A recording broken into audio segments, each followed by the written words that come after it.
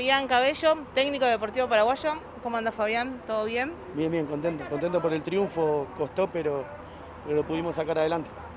¿Cómo viste el equipo? ¿Cómo viste el partido? Bien, como te dije, un partido duro, creo que hicimos un buen partido. Quizá dejamos crecer al rival por errores propios, pero así todo me voy contento por el funcionamiento y por cruzar esta instancia. El club no juega hace 12 años un reducido y para nosotros es muy importante eso. Nos pone feliz porque hicimos un esfuerzo grande para estar acá, nadie nos regaló nada, entonces creo que es momento de disfrutar ahora un poquito, pero ya mañana ya pensando en lo que nos depare el fin de semana. ¿A quién ves como siguiente rival? ¿Pensás Liniers? Deportivo Barracas dice que Liniers Sí, seguramente. Liniers.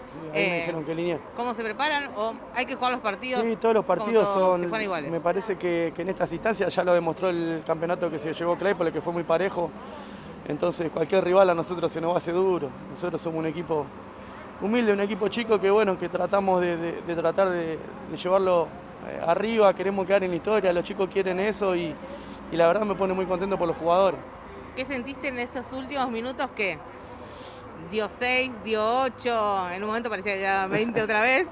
¿Qué sentías? Más que antes, por una discusión, no sabemos qué, ahora te lo voy a preguntar, pero ¿qué sentías en ese momento? No, pues ya estamos acostumbrados, nosotros ya nos acostumbramos a esto y tenemos que convivir con eso. No sé por qué me expulsa, pero bueno, ya está, son decisiones que toman los árbitros, pero no me gusta que le peguen a mis jugadores, eso me saca. No me gusta que le peguen sin pelota, que peguen piñas, parece que se permite mucho eso.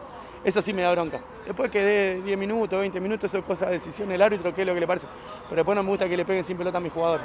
Y contanos, a ver si querés, ¿qué pasó con Pablo Viedma? No, ¿Cuál fue la discusión? No, cosas que quedan ahí en la cancha, ya está, son cosas que quedan ahí.